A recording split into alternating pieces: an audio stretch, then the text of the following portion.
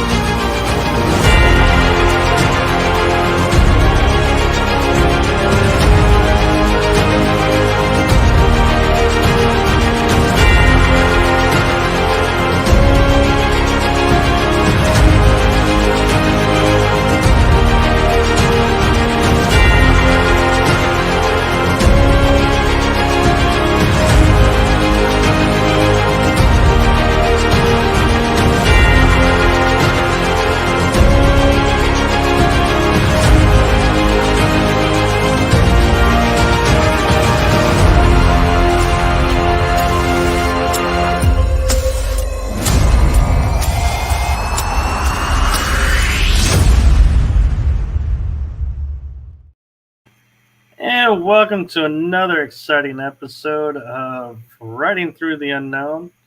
It's been one of those days. I apologize for starting the wrong intro. It's joys of doing live shows. So, with that being said, we will jump right into it. And I have with me a guest who I am so grateful to have on. We tried to have you on earlier and it just didn't work out. And so I'm glad we were able to have you on now. And I am so blessed, thankful, and appreciative to bring to the audience the one, the only, the amazing, esoteric wizard, Jim Edward Lucier. Oh, well, thank you. Thanks, Michael, for being on your. It's really great being on your show. Yeah, this is really good. Welcome to everybody, and namaste, as they say. I honor the spirit in you. Yes, namaste. So, for those who may be wondering why I called you like the esoteric wizard and all of that, could you give a brief background of who you are for the audience? Okay. Well, I guess wizard would be a little bit closer to expert. I don't want to say expert, but wizard would probably be okay. I guess I can start off talking about how the school started. Everything really started when I was in elementary school, and ever since far back as I can remember, maybe grade 3 or so, grade 4, I was always interested in the stars and planets and everything, and that carried on through elementary school. And I read every book on the paranormal there was in elementary school, and that carried into high school. Had some experiences there, and throughout all that time, in the 80s, well, 70s and 80s, I'm 55, so I go back to the old generation, and so I did that, and I was always like the nerd, the outsider type. Always reading books on paranormal subjects and stuff, and in those days, a nerd didn't have like girlfriends or anything like that. That's something that didn't start until the Big Bang Theory came out. we were just out on the outside. But I totally can agree with that. Yeah. And so I've had a lot of what I would call abduction, dream abduction type experiences. I was on a show one time, Spaced Out Radio with Dave Scott, and I he asked me if I was an experiencer, and I thought, what? They kind of blew me away because I didn't know I never thought of it like that before. And then started hearing other people talk about how they've had experiences that seemed like dreams.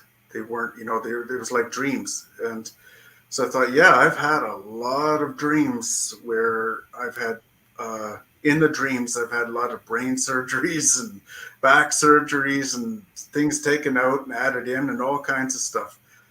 Uh, so I think that kind of may have set me up for the channeling that began probably, it didn't really start until about 89 when I was working at a grocery store. And prior to that, I had read quite a few books on channeling and other paranormal topics. But I decided, well, I'm going to try this channeling out, see what it's like, see if I can do it. And so I created what's called a psychomanteum or spirit room and started doing that for a while.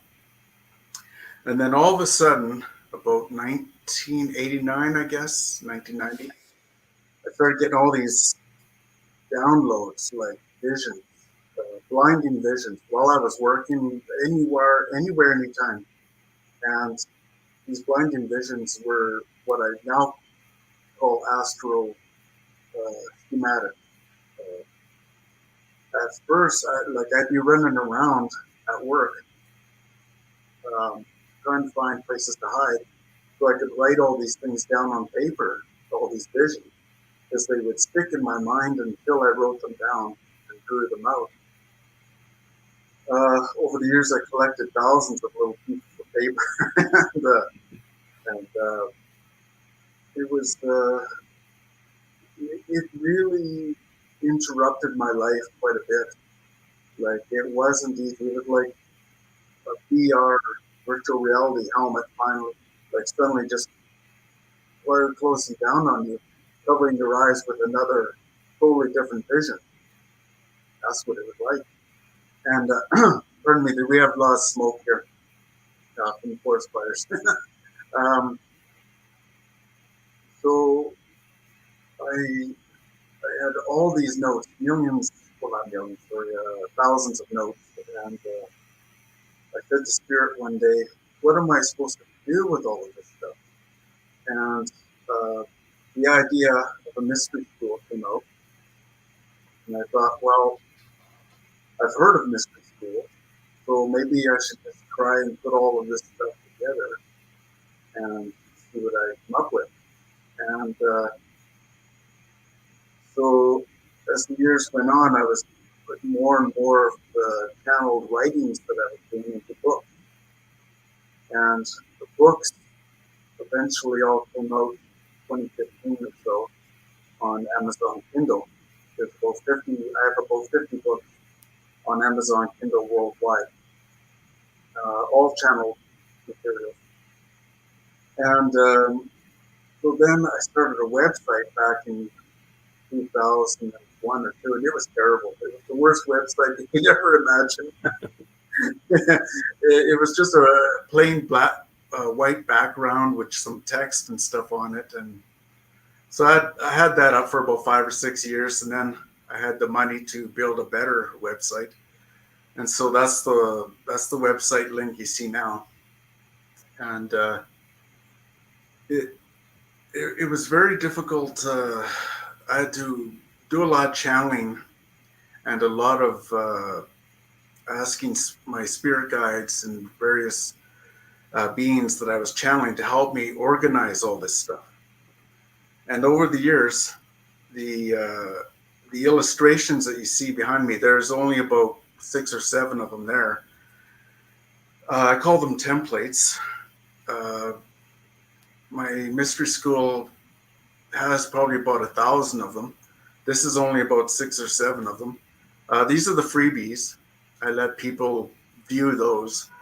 Because I've been on other podcasts and I've let people see these ones. So there, over the years, I realized they have three main functions. One is like an alien philosophy.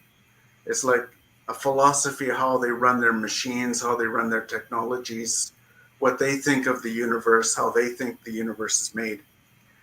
And then as time went on, I realized that they were more and more like astral schematics. And then as time went on, as I was reading more and more about cryptids, loved cryptids since I was a little kid. Bigfoot, Loch Ness Monster, you name it, everything. And I realized that these templates help explain how the cryptids and that are created, how they're formed, what genetic processes go into their formation, how do they fuse, mutate, and hybrid. And apparently the triangles have a lot to do with it. The paranormal triangles that encompass the globe have a lot to do with it, almost everything. And so yeah, there's about 1,000 of these things, and they're mixed. Each one is a mixture of a whole bunch of different what I call grand unifying field theories. That's mostly known in quantum mechanics and quantum theories, about a theory of everything that is supposed to tell the phenomenon, predict the phenomenon of everything.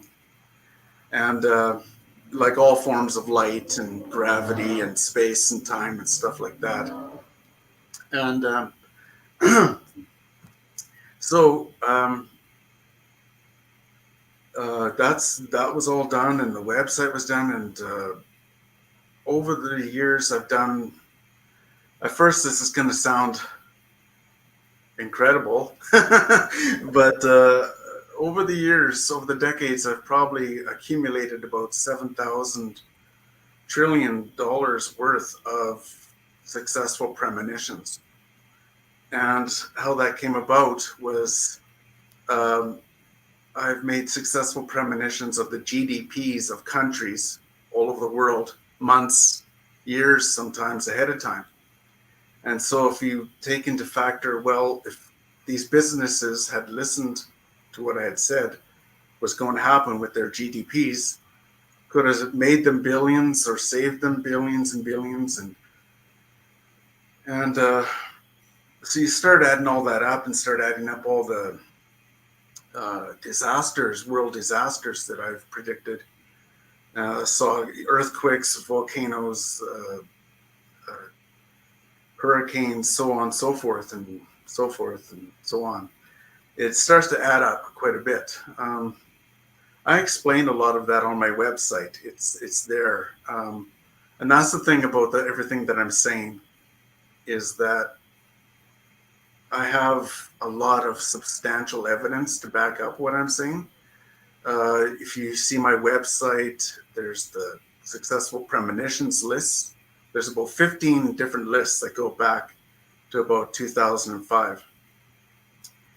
And I made many of these predictions on what's called a live journal. It's my live journal called Metatron's Messages. And on there's many of the predictions that I had made and later came true. So growing up was interesting. I mean, I feel like a pioneer. I mean, in the 80s and 90s, all of this about the paranormal, about UFOs, aliens, and all that sort of thing was taboo. You didn't talk about it. You never mentioned it to people. Nobody was interested in it. They think you'd be crazy to talk about all that kind of thing. I think they were interested, but you just couldn't talk about it. So Yeah. I had to be comfortable enough to say to someone, so did you see that triangular object last night in the sky? Without the fear of who's going to call in the straitjackets? Right. Yeah, that's right. Yeah, I think the UFOs over Phoenix helped change a lot of that. I think that helped open the door for a lot of people to say, okay, we're coming out, but we got video of this. We got this was all over the city, and Yeah. I think things like that have helped a lot. So I'm kind of curious when we're talking about like the age of disclosure, where all of this stuff that's been hidden is coming to light now because we're all coming forward now and taking a stand and saying, yes, I experienced this or I saw this. Do you feel like the Phoenix lights, maybe that those UFOs purposefully came in and said, hey, we're going to be the catalyst that starts you guys on this disclosure movement and bringing you into the age of awakening? Or do you think it was always there, but that was what kind of morphed everyone's mind to saying, oh, hey, we can talk about this? Yeah, I think a little bit of both. Like the Phoenix lights was one catalyst. There's been quite a few over China, over all over the place, and it's been in piecemeal, uh, slow drip, bit by bit. They fly over cities. People see them. They take photographs of them now, and that's part of it. And again, excuse me, the smoke really bothered my throat and eyes. Right. Um, And I wanted to say, too, I hope that you are safe and that I hope the forest fires that are or wildfires that are going on don't come to where you are. yeah. Oh no, we're in a flat prairie where I'm at. But the smoke is blowing in from the north, all from Alberta and BC. We just lost Jasper, some of Jasper, which is a famous park in Alberta, and so we the smoke has been blowing in. Now it's clearing, but all day it was very thick.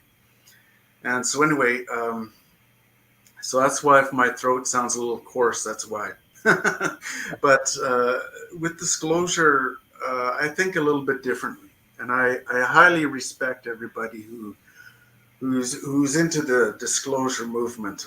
I just have a little bit of a different take on it. I don't, in my opinion, and everything I say on these shows or anything is just in my own personal opinion. It's my own subjective experience. Uh, I think I don't believe that the president is. I know that there's amendments and stuff going on in the states about trying to get the president to make make some kind of statement and everything about aliens being real, and I just don't see that happening. And I think there's a lot of reasons for that. Uh, More than just there's a global mentality where everybody goes about their business, living life. They're buying groceries, working, uh, living their lives, and a disclosure like that would, in my opinion, really cause not necessarily a panic. It could in some places, but more of a it would disrupt a lot of people's lives because then the public would be saying, how many of them are there? Uh, where do they come from? How can we tell the difference between them? If they're living amongst us, what do we do? And many questions like that. It would disrupt our normal mentality. Right now, everybody's going about their own or their lives normally, and I think that would really cause a disruption in the world mentality of thinking. Right. And another thing that might occur is you'll have people who are like diehard UFOs don't exist, you guys are crazy, and then if they find out, wait, they are real, then their mind is like, so what else in my life now that I have been stating is true is not true now, and how many people do I have to go and apologize to now? And a lot of people don't want to admit they're wrong or admit that, somebody else was right all this time. And so I think that, yeah, like you're saying, those people will struggle through it more because they will start to question a whole lot more, and it opens up what I like to call as Pandora's box, because Yes. it's like, wait a minute, I'm the type of person, if one thing is wrong, then I'm like, so what else is wrong that I've been thinking all this time? And it goes into a rabbit hole. Exactly. Yeah, it goes right down into a rabbit hole, downward spiral. Because then people will start asking, "Well, is my family safe? Is my children safe? Are we going to be abducted? How many are going to be abducted?" So on and so on and so forth. It it would really do a lot of damage in the global mentality of everything. Uh, a really good TV show. I'm going to promote it. It's called Supergirl, and they did a really good job of things like disclosure, like that, and what could happen. I mean, it's fantasy and everything, but Right. you could get groups of people hunting these beings, and then they go off hunting and say, "Oh, you look like an alien. Oh, you look like this, or you look like that. We're going to come after you, or something." And it could start all kinds of bad things in the world. So I'm kind of against uh, a disclosure like that. Um, but I believe it is going to happen eventually. Like what's going to happen, I believe, is it's going to be more of a drip, bit by bit, piecemeal by piecemeal. We'll probably get more videos from the Navy, U.S. Navy, uh, things like that. Because the mindset of the people, the mindset of everybody, has to get used to this. They have to get into their mentality slowly, that to get them prepared for all of this. And it's going to take, it may take a few more generations yet for that to happen. Right. And I always thought of, like, we talk about like the grand awakening, and we're all shifting into another realm, and and we're waiting for the people to wake up. And I've often wondered, though, those of us who are awake and not woke, but awake, Okay. and Go ahead. are thinking, of everyone out there, and that we're not alone in the universe, that there's other worlds, other stars that have life on it now. And if we're not already at another level because we've accepted that we've had the disclosure, but because there are those around that haven't had it yet, we can't just, like, we choose not to just disappear and be like off on this plane or this level or this dimension, because like you're saying, that would cause mass hysteria amongst everyone, and they may misinterpret and go, "Oh my God, it's the rapture," and it's like, no, it's not. Yeah, that's Get it, and not the rapture. It's just we are now thinking at a new level, and you'll eventually get here. And yeah, I wonder sometimes,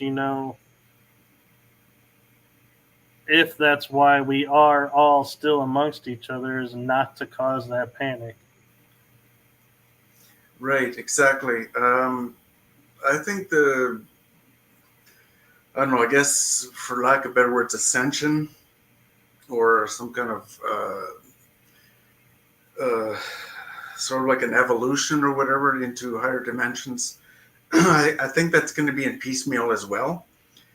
There's millions. Don't get me wrong. There's millions and millions and millions of people who are uh, becoming more and more enlightened all the time.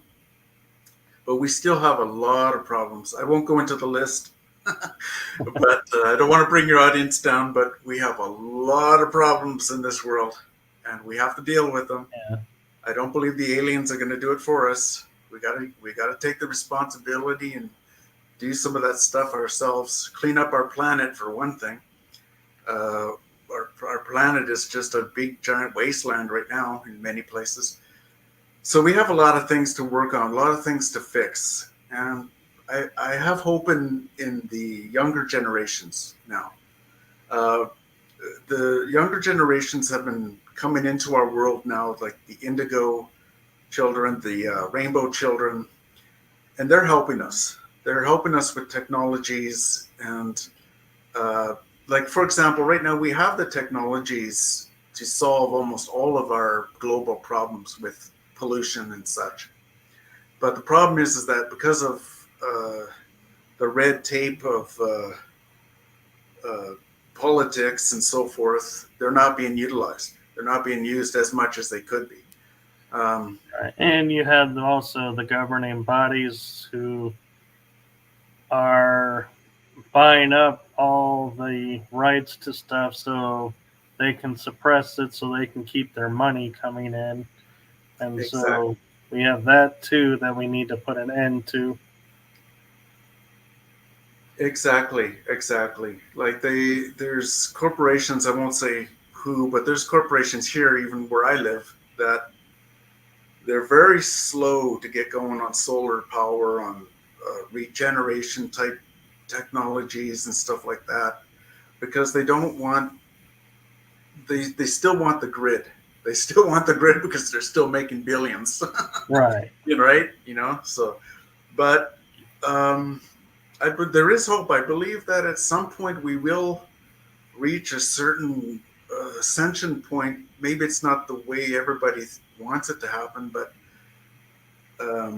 with technology, eventually, as technology moves further and further in advance, if we don't blow ourselves up or get blown up by nature somehow, if we keep on with the technological progress, we will have we will be able to replace anything in our bodies that is old and aging, and we could at some point reach a state of immortality.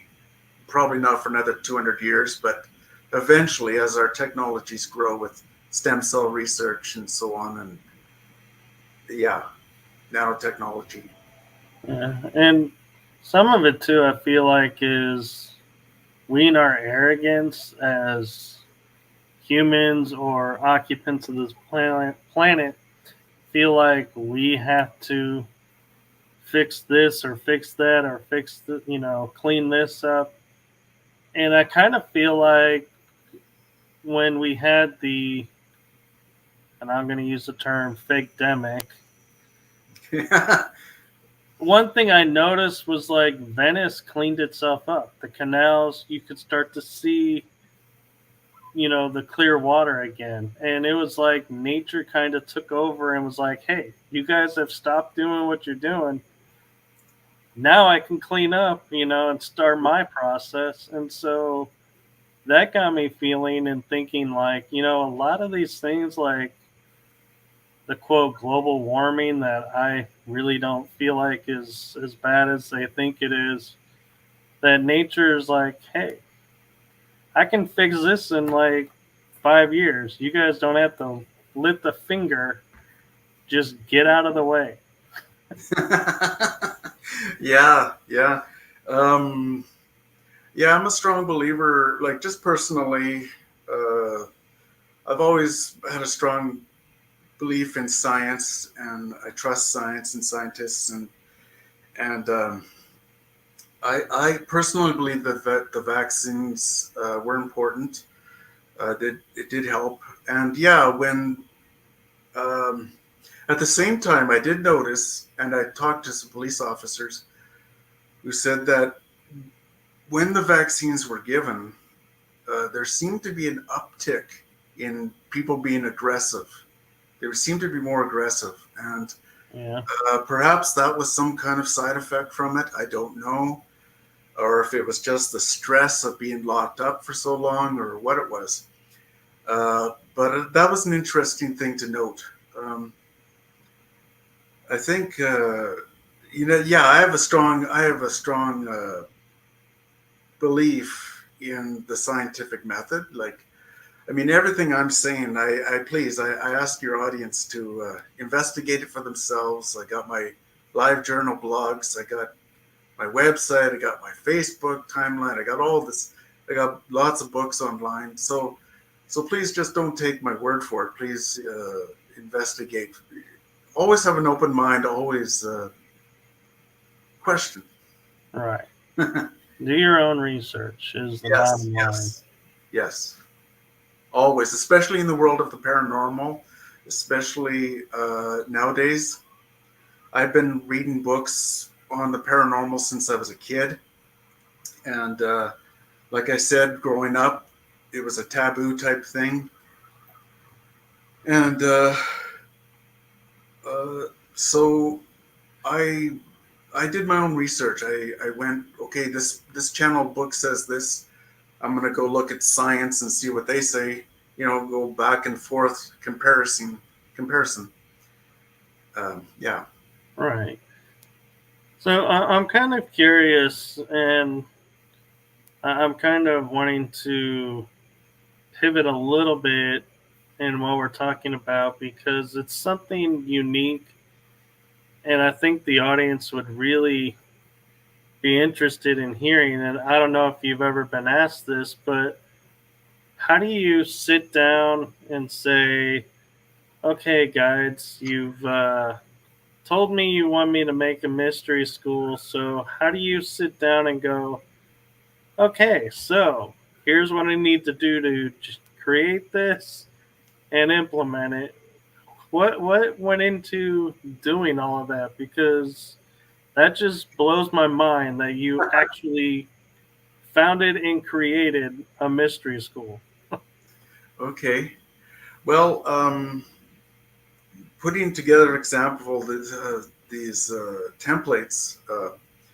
All the other templates I have they're on flash drives and discs and stuff like that. These are just the show ones. Um, what happened was when I was channeling, it was like almost like a constant flow. I would start seeing where this part of the astral schematics should fit over here, and this should fit into this. It was like puzzle. It was like putting together puzzles throughout the whole time. It was like puzzle piecing together. And the amazing thing about the templates and stuff is that I don't have that great of an education. I have about a grade 11 academic education. And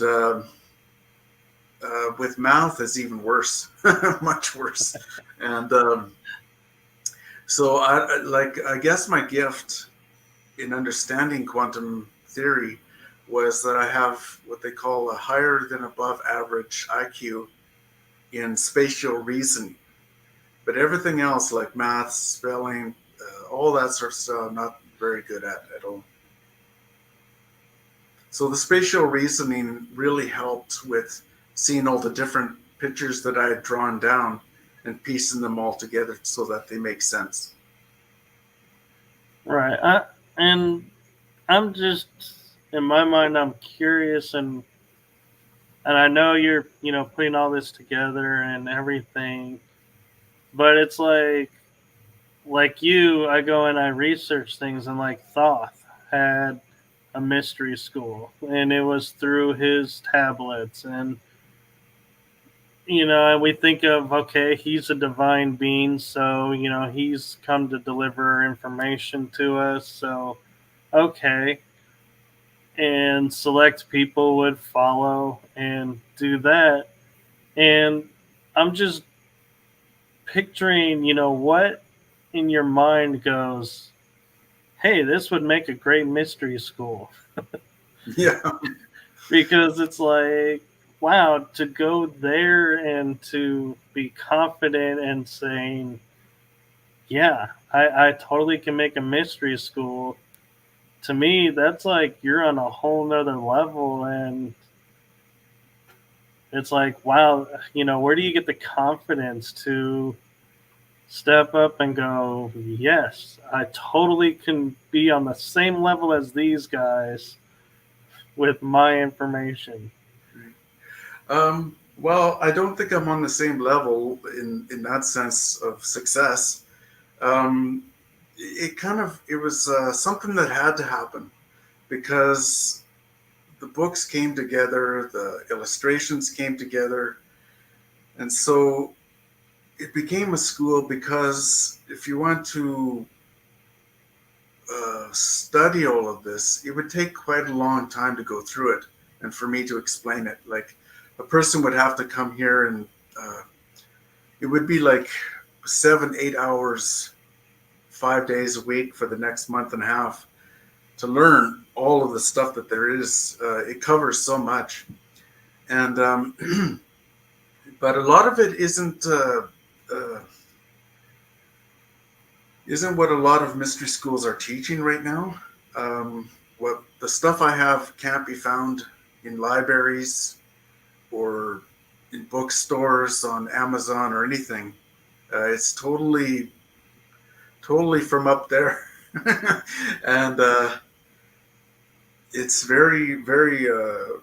It's in the field of the paranormal. It's even unorthodox in a way that it's not something people are used to learning about. People are used to learning about Reiki and healing modalities and stuff like that. I do teach that, but my school is very different in philosophy and thinking. So, and because of that, and because I don't have much money to do the promoting, and promotion, I really haven't had. I had two people come into my school, but they were just friends, and we just did a lot of talking.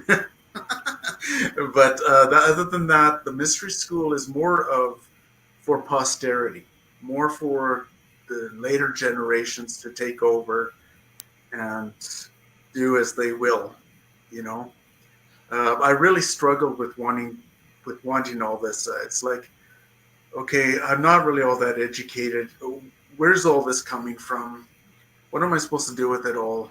And so I put it together into a mystery school box so that the future generations can say, okay, let's see what he's got. Let's take it and move it out into the world.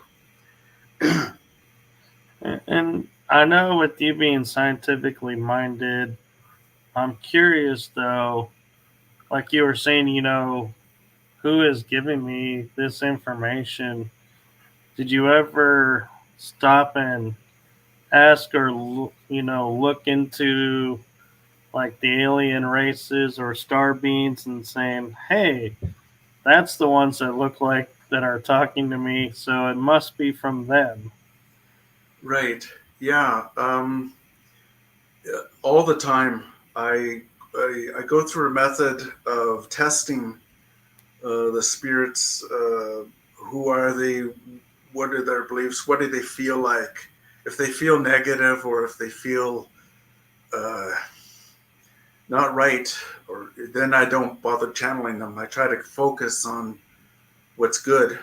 Um, Ever since I was a kid, I've always loved. I don't know if I was because I was a kid, but I always loved the Greys. I never found anything wrong with them, and I don't know. Maybe they reminded me of that extraterrestrial movie, Oh, the ET. E.T. Yeah, and so, anyways, I still don't, and it's because I focus on like some of the entities I channel are the Greys, but they're more closer to the Arcturians. A little bit, they're more advanced. They're not the lower ones. There's Mm. lower Greys and there's upper Greys. Um, and I've channeled a lot of the Anunnaki, the Pleiadians, Sirians, uh, Arcturians, mixtures of different pantheons as well throughout the world, like the Greek pantheon and so forth and so forth. And I want to point out, like you're saying with the Greys, I've often when I talk with guests who interact with the Greys, they're like, there's Arcturians or Palladians or different higher known race as we would call them, identified like Syrian or Lyran, and then they have working with them like I would call like the minions are where the Greys are. They're doing all the grunt work. And Right. so it's like, when you were saying, like, you've always thought of the Greys as good, you've always channeled the good ones. I feel like the Greys' personality depends on who they're working with and also depends on what their objective is. And so, like, we're discovering, there's bad reptilians, good reptilians. There's bad Andromedans, good Andromedans. It all depends on what their mission, so to speak, is. And so I like how you pointed that out about the Greys because a lot of people overlook the Greys and just make them all one. Right. Yeah. No. I learned a long time ago that there was quite a few different species of them. Um, as you know, I mean, there's good humans and there's bad humans too, right? So Right. it's kind of like that. Yeah. It's kind of like they're the drone, so to speak. Like, Yeah, there's a theory that they are drones coming perhaps from the future.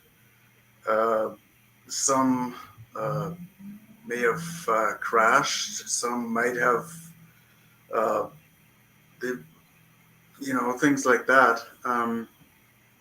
I don't believe any have really crashed. I think if it was a crash, it was more of a probe that probably unleashed uh, a nanotechnology in the world to help it. You were saying about the global climate change. I think they're helping with that by helping to slow down the effects of it with these nanobots that may come in these so-called crashes. And what it did was it was a payload. This is what I'm channeled, and it was a payloads stuff that was released out. Now the Greys, we have to remember that they're aliens. They're some of the lower races, for lack of a better name. The lower races are, they don't think like us. They don't think of terms of good and evil. They think in terms of themselves. Like they don't think, oh, gee, should we abduct this person? Is it moral? Is it ethical? Is it, they don't think like that. They're aliens. They don't care about our forms of mentality in forms of ethics and morals. They're into survival. These lower ones, and so I understand how there can be confusion. I mean, if I was an alien looking at humans, I'd be confused as to which ones are the good humans and which ones are the bad humans. right. Especially right now, it's like looking around at different places and being like, huh, you know, I was thinking of going over there for a couple of samples, but I'm thinking now I'm going to go over here because I'm not so sure I want to get involved in that. Right. Yeah. Um, Yeah, and I'm kind of curious because you mentioned that like the triangles being, we're discovering more and more triangles and the paranormal triangles around. Like, I've heard there's now 6 or 7 around the world. And I'm wondering if in reality, the entire sphere, and I know the flat earthers are going to be upset with me saying sphere, but I'm just in my mind going, okay, the earth is a sphere. And if you put a triangle next to a triangle next to a triangle, you're eventually going to encompass the entire sphere. And we're finding certain triangles activating. Do you feel like the entire globe and planet may be one triangle that's several pieces combined and they're only activating the ones that need to be activated? Yes, the entire planet itself could be artificial in a manner of speaking. The entire planet is a big giant portal for them. They can come in and out anywhere on Earth they want. Uh, we wouldn't be able to see the big ships or the small ones because of their technologies of cloaking. And the human race only sees a certain very small band of the EMF spectrum, and they work outside of that. So we can't see it, or if there's an orb near you, you can't see the warps of it Right. because they do all that. But yeah, there's triangles all over the planet, probably hundreds of them, if not thousands, small ones and big ones. This goes back many millions of years ago. There's been many root races all in my opinion of what I'm channeling. There was many root races, not just five. There's probably thousands of them, of different species and different places and different times and so forth. But the Earth was quite often made into a global uh, ley lines, if you will, ley lines and grid systems of to produce levity. Levity was a big age. For example, Atlantis was probably one of the last great age before we moved into this one. And Atlantis wasn't just an island. It wasn't just one island. It was several of them and several big places too. It was a global thing, a global phenomenon of levity where we could make stone as soft as toffee. We could move things. We could build stone temples. We could do all kinds of things. We had that knowledge that we gained from interacting with the extraterrestrial beings. Um, Many of those grid works now are long gone, but many of them still remain. And that history goes back. It's kind of like when you take an archaeologist and they take a big slice out of the side of a mountain or a hill and they see all the different layers. They say, well, 10,000 years ago, people were pottery and all that. And so there's all these layers that go back into deep, deep, deep history. And there's many stone temples that were constructed that are still under the ocean off the coast of Japan, off many places. And so this was uh, so the Earth has always been, in one way or another, a grid work of which they could come in and do what they need to do. So I'm kind of curious with your mystery schools and all your channelings. I know a lot of people like Edgar Casey and others have said Atlantis is going to return, and that'll mark the beginning of something. And people are starting to say, "Oh, I think we found Atlantis." My curiosity, though, is why is it only Atlantis that's returning? What about Lemuria or Mu? All these others that have been around, but yet everyone wants to focus on Atlantis. Why do you feel like Atlantis is the end all be all that everyone wants to hang their hat on and not even consider Lemuria and Mu? Yeah, yeah, I wonder that myself. But I think Edgar Casey may have been channeling more of a mentality where soon after Edgar Casey died in what is now called Silicon Valley. Silicon is a crystalline type sand that's used in the electronics of the world. And Atlantis was an age that was famous for its crystals. So he might have been seeing a return to where the elites took over the technologies and they made mistakes with their technologies that ended up destroying Atlantis. I think that's kind of what he might have been trying to illustrate or tell about. He may have misunderstood the vision as being literal, you know, the literal, seeing Atlantis rise out of the Right. ocean or something. I think he took that. Some people may have taken that too literal. It was more Right. of a change in mentality. Right. Because I don't think Edgar ever actually said it's going to rise up and form. He just said Atlantis would return. Right. And so, yeah, I think people have a tendency to stick their translation into stuff, and then people hear that and take it off and run with it. And it's like, no, that's not actually what was said, but now it's what everybody thinks. Right. Yeah. Yeah. There was many ages, like you said, Mu, Lemuria, Hyperborea.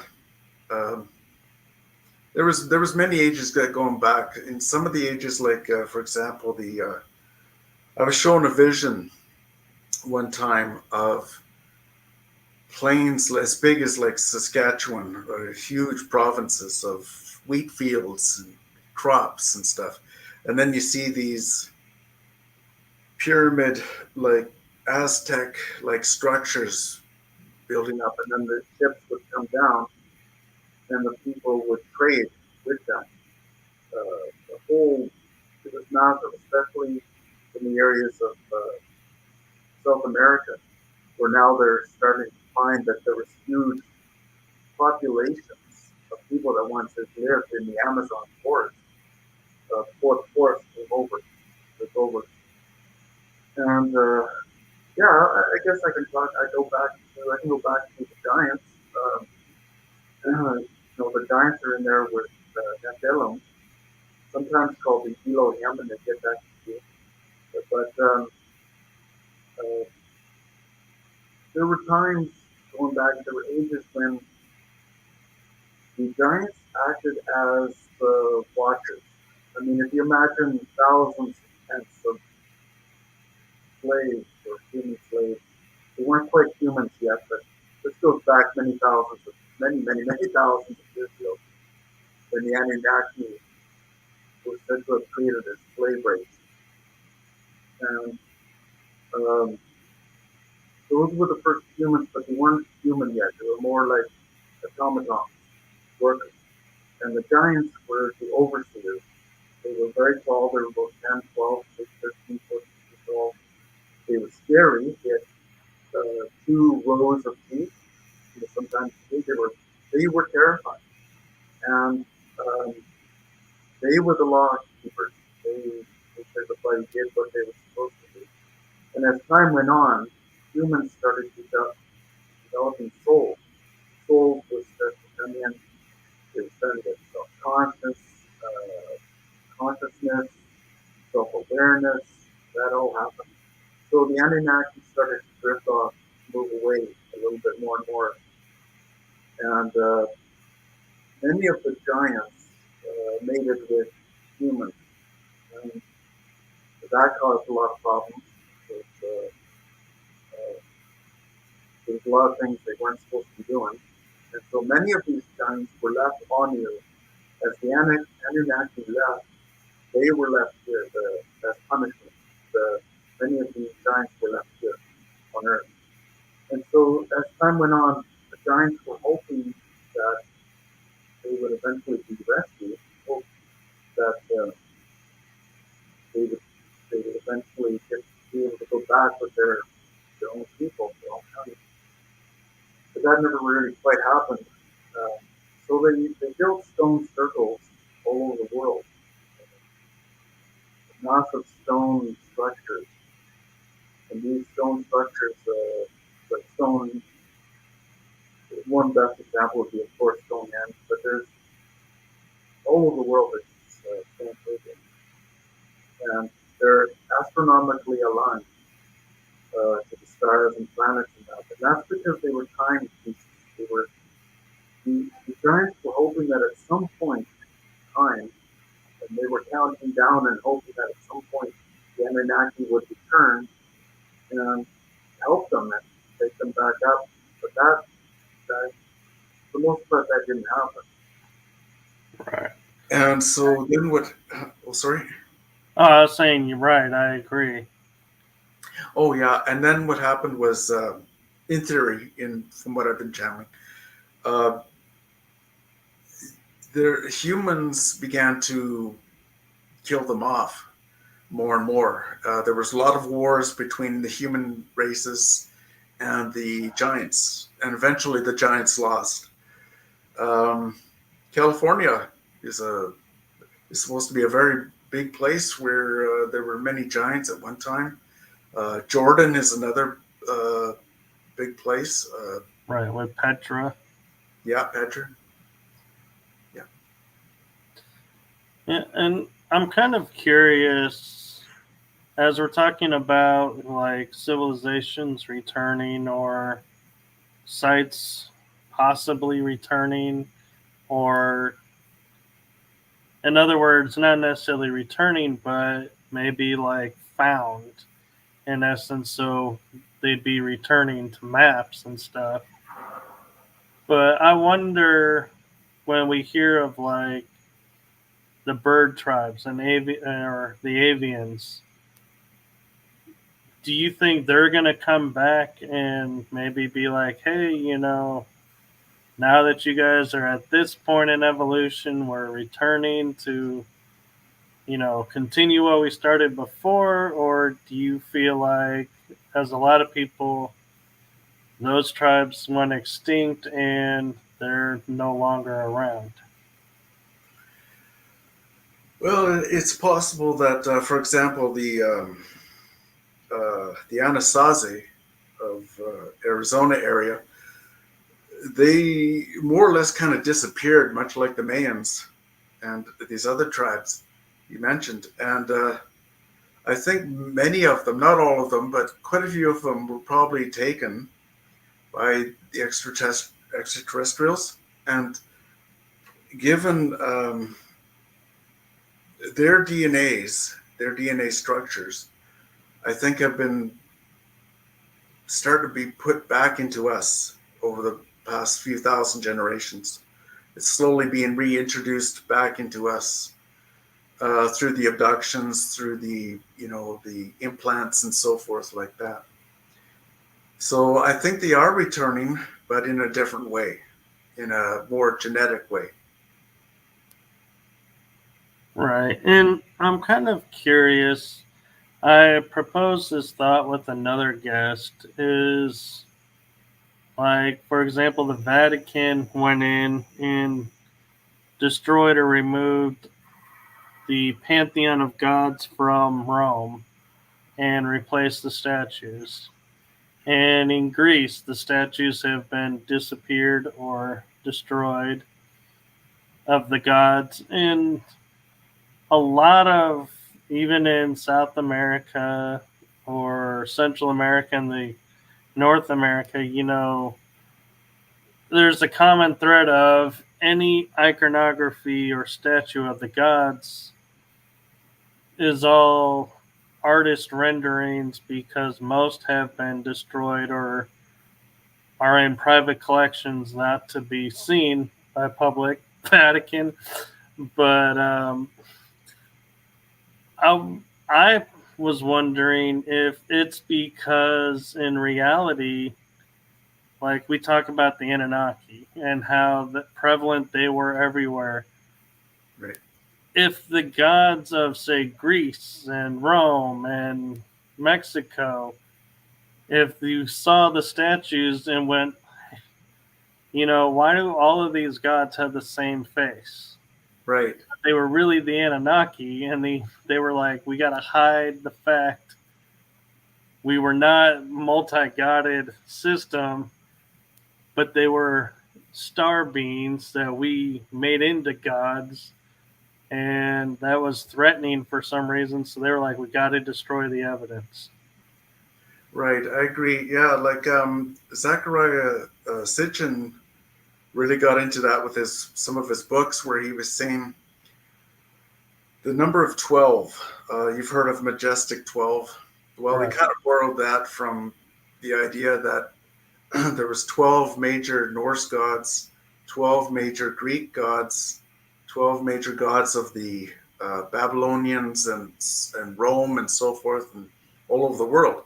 And so And everybody's always asking why 12, and that was the Anunnaki.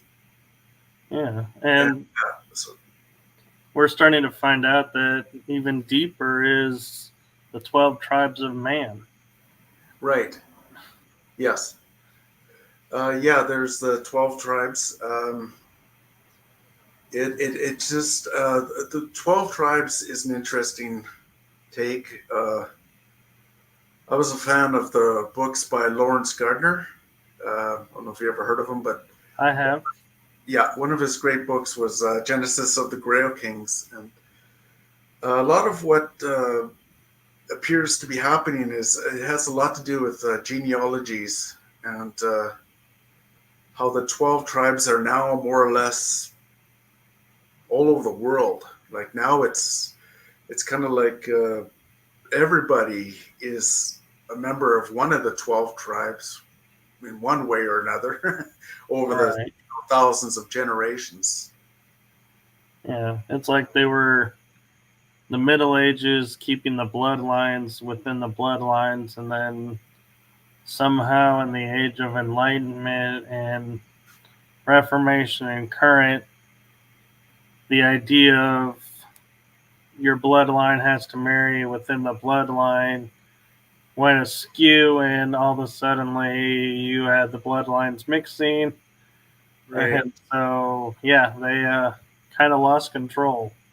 Yeah, like the royalties were supposed to have, especially the European royalties, were supposed to have been more or less created by the Merovingians. For about 500 years, they ruled, and they had the power. They had the power to take in to say, okay, we like this royalty, but we don't like this one. We're going to take this one out and replace them with this one. And the reason why they think they had so much power was because they were so clairvoyant and they were just so intelligent, and so they were so revered that what they said went. It happened. They did it. And in today's like many of the crowns of Europe have a fleur de lis, and that's to Right. remind the royalties that they came from the Merovingians, from France, from what was then called Gaul. And personally, I don't think I'm a Merovingian, but uh, I could. I don't know if I'm a hybrid either, but I've written so much about fairies and fairy clans and vampires and all kinds of stuff that I think I almost fit the criteria, but I don't think I am. It's just that I was into all these things when I was a kid and always been into them. And so there was a point when I questioned to see, gee, am I Merovingian? Am I a hybrid? I don't know. But I have the criteria that, I've done all this stuff. Right. And also, I feel like everyone, in all honesty, to some degree, has the hybrid Yes. mix. And what I find interesting is, with science, that one of the ways they go and try to control the masses, and I don't know if they realize that that's what they're doing or not. I don't know, but when they make comments like, oh, we're a double helix DNA system, but there's actually like 8 to 10 to 12 strands of DNA, but we only use two and the rest are junk DNA. Right. Oh, yeah. My thoughts go, wait a minute. We, as intricate as we're put together, I don't see the creator who made us going, well, we got some empty space, so let's just fill it with some junk, and they'll never know the difference. Yeah. It's yeah, it amazes me how they feel like making a statement like that, and so many people like, oh yeah, that's so true, and yes, we have this junk DNA. I'm like, no, we have dormant DNA, not junk DNA. Right. Yeah, I'm so glad you brought that up, Michael. Like, that goes way back again to like thousands and thousands of generations back, where many different alien species, when the Anunnaki was building the human in theory, uh, when Enki was and the others were creating humans, many species came and said, "Hey, can we put some of our stuff in there? Can we fit some of our library type knowledge into them?" And so that's where we get all this dormant DNA. It's actually library knowledge. It's knowledge that the extraterrestrials will often come down or appear and try to retrieve some of that knowledge every once in a while through the what we see as the abductions or the implants. They're coming every once in a while to retrieve some of that information that they left Right. in us. Yeah, and talking about like TV shows or movies, if you remember Man of Steel with Henry Cavill as Superman, they Oh, were adamant, the people who came from the stars that were like the sister to Krypton. I, for the life of me, my mind is blank as to what planet they were. But Zod kept saying, we need Superman's blood because he has the codex of all Kryptonians in his blood. It's like, and as you're saying that, it like my mind flashed to that and said, yeah, here was another moment where Hollywood was giving us a little nugget of, yeah, you can put an entire civilization into a drop of blood. oh yes, that's another reason for many of the abductions. For example, um, I've got three scars. One is up here, it's a big white scar here, and two others. And when I was a kid, um, I noticed these missing pieces out of my body, like they were like almost an inch by an inch of missing flesh. It was like you take an ice cream pail and you open it up for the first time and you take a scoop out. It was like that, and then no blood, perfectly surgically cut, and so yeah, that was like, so yeah, they can take a little tiny DNA segment of anybody and clone an entire army if they wanted to. Right. Just that little bit. And I've often wondered too, since you brought up the cloning, when we talk about like the Greys, if could they be like they took us and cloned us and we're no longer connected to that clone, like its original print died for some reason. Could the Greys be like a clone of someone who's no longer here, so they have no one to connect to? So therefore, they're like what we were calling the automaton because they have no means being a clone to go, hey, I'm so and so, and I'm gonna do this, this, and this. They don't have that spark being a clone. They're just created to look like you to do this purpose. Right. Yeah, that's an excellent. I agree with that. Like uh, Zachariah Sitchin, he spoke of the Greys. Some of the Greys, he mentioned them more as he called them the Agigi, I Agigi. And they were supposed to have been the intermediaries between the humans and them, because apparently the Anunnaki were so bright, their energy was so bright, they were radioactive, and they were killing some of the own humans because they got too close. And so, Right. Which, if we look at history, what is the one thing about the Ark of the Covenant? You had to wear special garb to approach it, because if you didn't, the radiation would kill you.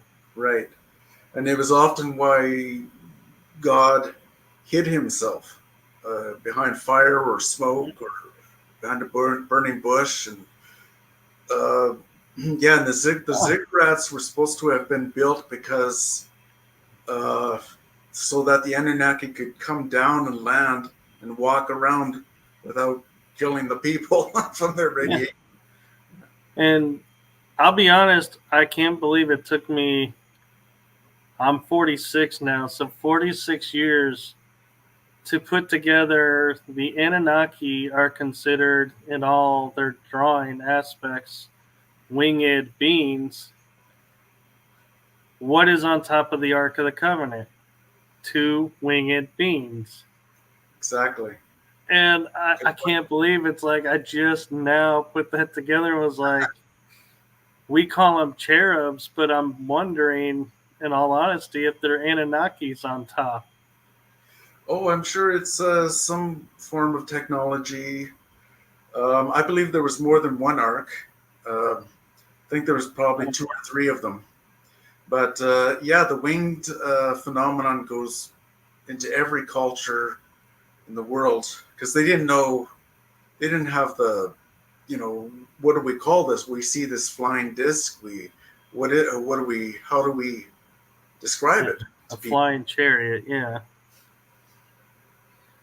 And I agree with there being more than one Ark of the Covenant, because you see some people that say, oh, it's a square box with handles that's carried through, or, oh, there's, the box has the 2 winged beings on top, or, oh, the box is this chest. And so it's like there's 3, like, at least that I know of, 3 different stories about it. And so I agree with you, as, it could very easily be 3 different. And that's why nobody has found the one, because we're looking for one when there's 3, and we probably have come across arcs and been like, that's the wrong look. Yeah, buried it back. I believe the one is in, which one I don't know, but one for sure is still in Ethiopia. And, right, in that church that's designed all around it and has a guard who says, I sit and my job is to watch and guard the ark. Right. And I think the other one was brought over to what's called Oak Island here in Canada at some point during the Knights Templar prosecutions. When the church was going after them, they brought it over here. And then I believe, this is just a theory, but you're going to hear it here for the very first time.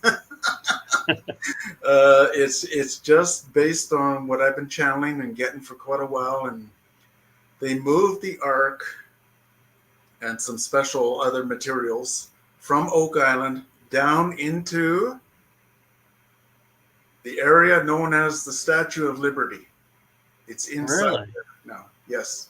In my I have no proof or evidence to support that. It would make sense. Yeah, it would make sense, because the Statue of Liberty was supposed to be a beacon of hope and light for the world. Yes. And that's what the arcs are. But so I just noticed, Jim, that we are at 1 hour and 14 minutes. We can keep going if you want, a little longer if you want, or it's up to you, whatever. I'm okay. Okay, well, I just wanted to bring up the time because we had talked about the time before. So, what are your thoughts of when we talk about UFOs and the aliens, do you feel like they're all from different stars out in the universe, or do you feel like some are from the quote inner Earth or hollow Earth area under the sea? And my other question too is, do you feel like we're all going to get access to those tunnels underground that allow us to transport, like, say, North America to Europe in 5 hours instead of these long flights? That's possible. Perhaps that in the near or far future, that could be part of the disclosure, saying, we were far more technologically advanced than what people thought we were 10,000 years ago or something. Yeah, and there's theories that perhaps the governments are working with the extraterrestrials in these areas. Uh, but I personally, I don't think so, because they could be, but um, it's difficult to explain. The aliens are. I don't think they're okay. Going back to when Eisenhower was said to have met with the aliens in the 50s. Uh, I Right, think, Valiant Thor. yeah, I think the aliens more or less said, "Give us back the stuff that belongs to us, and we won't start a war or anything like that." I think if they are working with our governments, it's very, very limited, because they don't really need our permission to have. They said that some kind of deal was made between the Greys and the Valiant Thor, or whoever, and many other beings, but they have the technology to do what they want anyways, regardless of whether or not we make a contract with them. So in that area, I don't think we're working too much with them, and I don't think they've given us hardly any real technology. And if we did find any crash landing somewhere, or dug up some alien craft somewhere, I don't think they would not want us to have that, because right away, obviously, we would turn it into, how can we use this as a weapon? Right. It's just human nature. Um, yeah, not Right. sure. And It's also entwined, it is. And I wonder now, thinking about something, is when we talk about the ability of, say, bilocating, where we're in two, like a spirit of ourselves is in one location while we're in another location. Do you feel that that is us accessing the quantum field, and because of quantum entanglements, we can actually be actually in two places at the same time without causing like harm to each other? Well, in quantum theory, for sure, it's very much a possibility. There's up to 16 different dimensions in the quantum realm. We only more or less function on four. The basic, like, uh, width, length, time, and depth. Time, space being the same dimension. So yeah, it's very possible, and I do believe that there are parallel Earths. Um, Sometimes they seep in through what's known as conspiracy theories. For example, when JFK got shot, there was many theories about different people having done it for different reasons. And what Right. could have happened is, at that point, at that junction, the Earth kind of splintered into different parallel Earths, where one person was from Cuba. One guy was an American CIA agent. One guy was Mafia.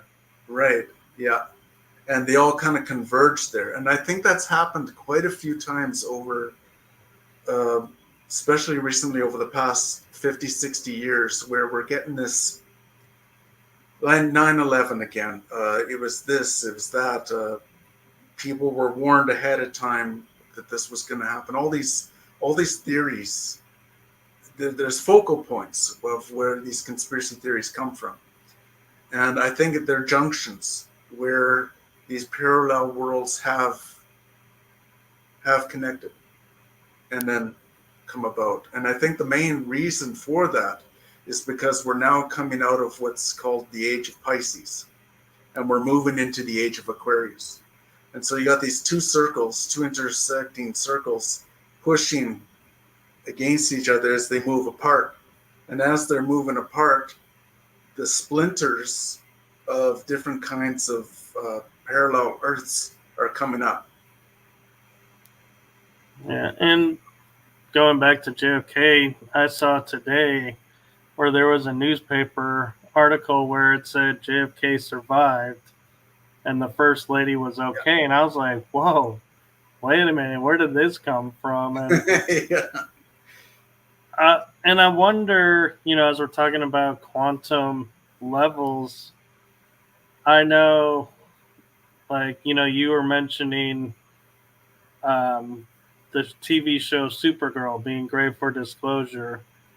I don't know if you saw the Legends of Tomorrow, I believe is what it was called, where they were time traveling and fixing the timelines from people who were trying to alter the timeline. Well, one of the things that they were talking about is there are fixed points where, like, they try to save someone's life, but they always end up dying in this moment, in this spot. And finally, this, like, being comes out and says, "You guys are trying to break a fixed point." And so I'm wondering, as we're talking about like timelines and parallel universes converging and mixing, are those fixed points that cause that to be possible, and that really is in existence, to where, like, say, JFK's assassination, if it succeeded, that was a fixed point. Doesn't matter who did it, when it happened, it was gonna happen, had to happen. Yes. So Yes. So you feel like there are, on quantum levels, fixed points of events that has to occur for other things to happen. Yes. Exactly. Uh, yeah, you said it really well. That's exactly what's happening. Is because the two ages, each age lasts for about 12 to 13,000 years. Some people say 5,000. Some people say 3,000. The exact number isn't quite known. But as the two are separating, uh, Pisces and Aquarius, these splinters have to come up. It's kind of like interference fields, where you drop a rock into a calm lake and you see all the ripples all merging together. It's all very much like that. And yeah, there are these points where it's had to happen. Um, but we are in a specialized continuum based on certain realities where a couple of books were written about this called the Fourth and the Fifth Agreement. I can't remember the author's name because it's Mexican or something like that, and I can't pronounce it. Luis Miguel Ruiz, I think. Yeah, I think so. Yeah, so we're kind of in that. We have a common agreement that light is light, gravity is gravity, this is that, and that's that, and everything's that, and this that. But every once in a while, you get the splinter come up and get a whole rash of different conspiracy theories surrounding that. And in theory, in quantum theory, every conspiracy theory could be correct. in the parallel universe spectrum. It's just that we need to focus on the continuum we're in now, and so we don't lose focus into all these other realms. And if I might say so, I'm not a big person on conspiracy theories. A friend of mine was very much into them, and she told me every conspiracy theory you could ever possibly imagine. And I found that most of them were leading to anti-Semitism, and I didn't like that, so I kind of dropped out of that kind of idea. Um,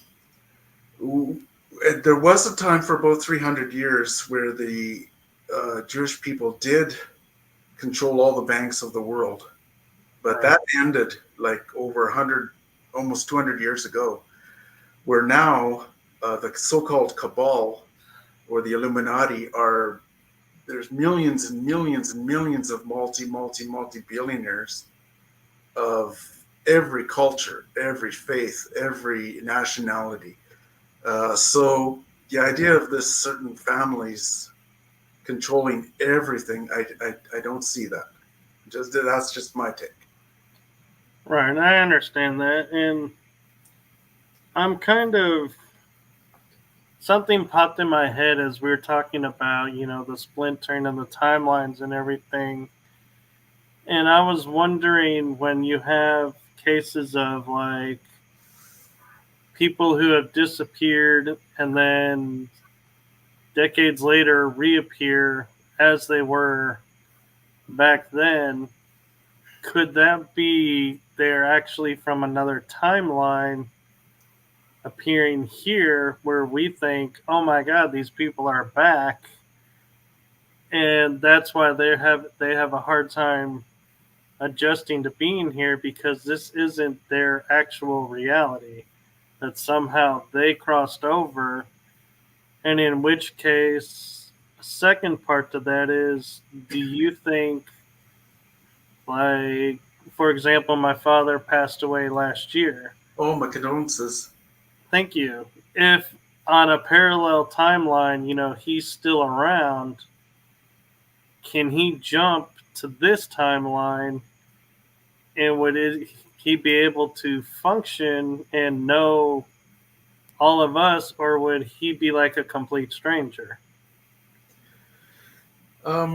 When a person, from what I understand in metaphysics, when a person passes away, their spirit is released. There's about, I forgot how many pounds lighter or heavier, I think they become. The body becomes heavier, or is it lighter? Anyway, the spirit is released. Yeah, their energy becomes lighter, but their body mass becomes heavier.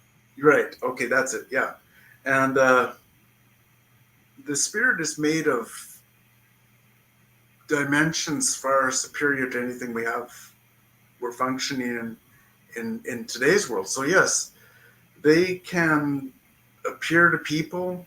They often like to appear to people, or somehow touch them on the shoulder, on the head, or something, to let them know that they are existing. They still do exist. They can travel where there's no limits. We have space time here, so we're kind of stuck in one spot for a while until it takes us a while to get from one place to another.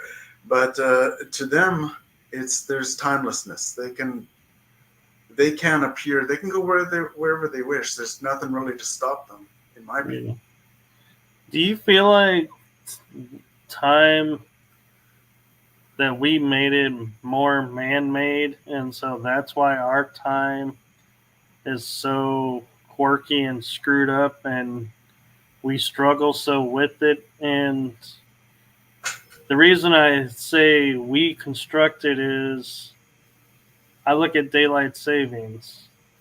There are states that don't do it, which makes things really complicated, and foreign countries that don't do it. And my favorite, because I do a show with a couple in the UK, when daylight savings starts, they're a week ahead of us, But when it ends, they're like 3 weeks behind us. And I'm like, wait, this is not natural. And then I came across an area in Canada where it's like if you go, okay, it's 7 o'clock Central Time. Well, it's 8:30 their time. They put a half hour into it, and I'm like, wait, how can time be natural when we have so many different rules about time? Yeah, there's natural time called circadian time, which is built into our DNA, our genetics, and then there's the time we've created, like you said, and yeah, we really it's a mess. It goes counter to the circadian rhythms, and that's why a lot of people have problems with it. But time, I believe, is real and does exist only because of what's called measurement. For example, from here to the wall is a certain amount of measure, and it takes a certain amount of time to get there. So time is a dimension; it does exist, Right, but in the quantum realm, it's totally different. It's totally all bundled up into very different spectrums. right. And so I feel like this is a good spot to call call it because I feel like we could cover so much more, and there's I'd love to have you back on for a future episode, and Well, I don't thank you. need to put it all into this one episode because I Right. feel like Yeah, there's so many different. Yeah. we'd be here for hours, and it's like, yeah. Oh, absolutely. I'd love to. And I think I'm not sure if I answered your question about. Uh, yeah, like the alien different species are coming from all over. They're coming from the Middle Earth. They're coming from different dimensions. Some are coming from distant galaxies. So it's a mixture of all of those. They're coming from everywhere, and they love Earth. And again, because our dormant DNA is important to many of them. I agree, and thank you for that, and thank you for coming on. And Thank you. Thank you. I hope that the air clears up for you, and the fires are put out, and the air returns to normal soon for you. And I Thank appreciate in a little, like I like to do these moments where I'll make a comment in full transparency. It was 15 minutes to showtime when I got a hold of Jim, and I go, yeah, and he goes, oh, I'm available. You know what? The time is off, I guess. And I said, yes, I'm in Central Time. And he goes, oh, so when are we going live? I go, 15 minutes. He goes, you. perfect. And so I thank you for being available on that short notice that it turned out to be. And we were able to work the time out. So thank you for that. Yeah, thank you, Michael. It's just Yeah, another moment where I like to say time does not truly cannot exist because we just screw it up so much. yeah, yeah. Man-made time just doesn't work very well. Yeah. So as I go to end this episode, one thing I like to ask of guests who have such interesting backgrounds and experiences is if you were to share one golden nugget, it doesn't have to be large, it can be small, but just a golden nugget from your experiences in your life that you could share with the audience that's watching and listening to this, what would that be? um, what came to mind?